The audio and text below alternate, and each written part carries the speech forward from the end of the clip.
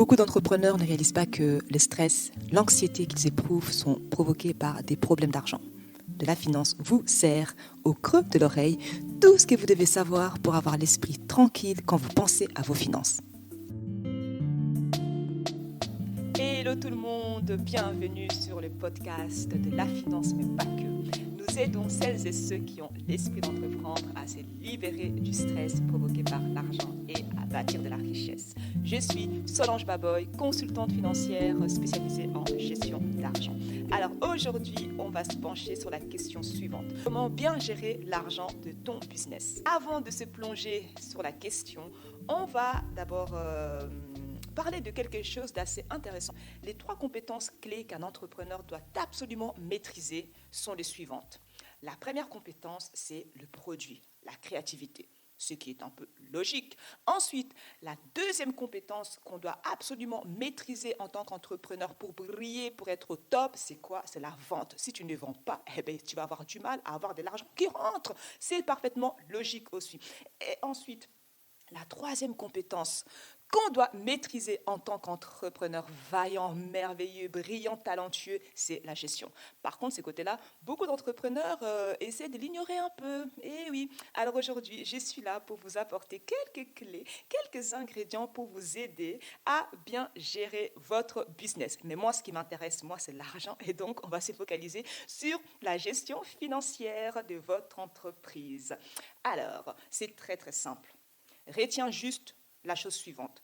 Oui, tu as besoin de 3 choses pour bâtir, gérer et protéger ton business. C'est assez simple.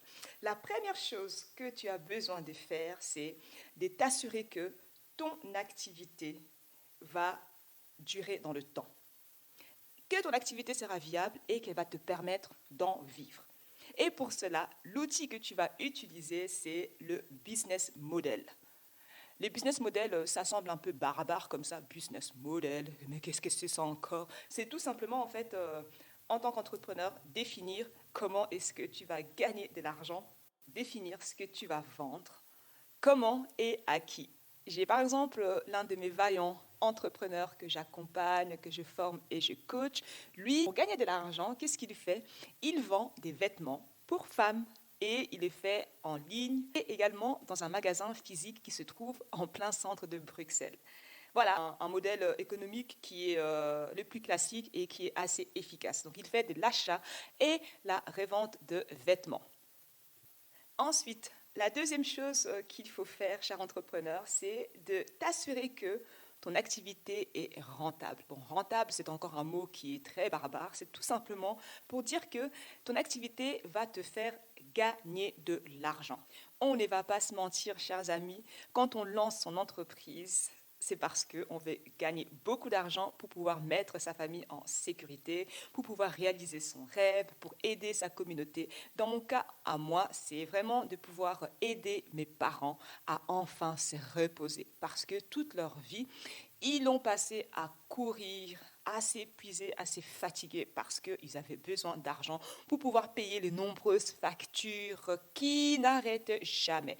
Et en plus, j'aimerais que mes parents puissent partir en vacances. Je veux dire des vraies vacances, pas des vacances du style où ils vont toujours au Congo, ils passent leur journée dans les familles, à aller de maison en maison, sans jamais rien visiter, sans jamais faire aucune activité, sans jamais rien faire. Moi, ce que j'aimerais bien que mes parents puissent faire, c'est de partir en vacances, genre des vraies vacances, par exemple partir en Thaïlande, visiter les îles, se faire masser, faire toutes sortes de massages, massage de dos, massage de pieds, massage des oreilles, massage de la tête, qu'ils puissent profiter et qu'ils aient vraiment la belle vie, la dolce vita. C'est ce que j'aimerais bien que mes parents puissent arriver à faire, qu'ils profitent enfin de leur vie et qu'ils se reposent et qu'ils arrivent à s'ennuyer. Voilà un peu pour moi.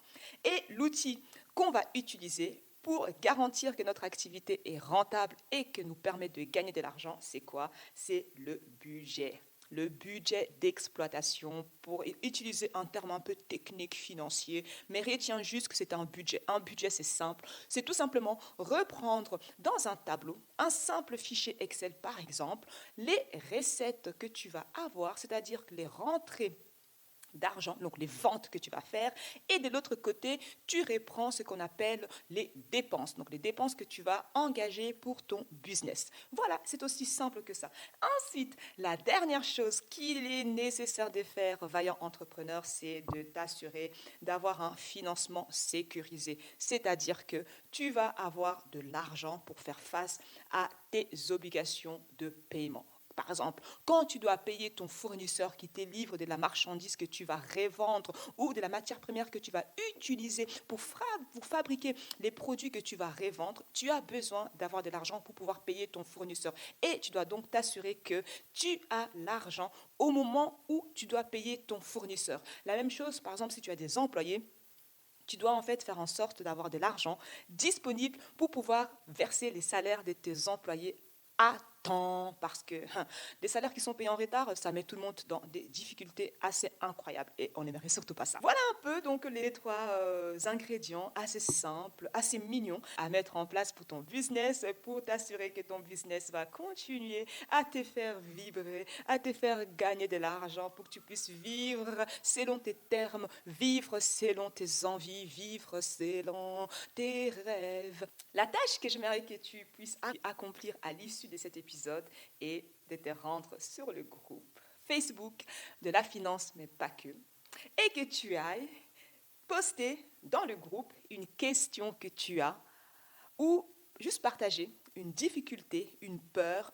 un obstacle que tu rencontres concernant la gestion financière de ton business.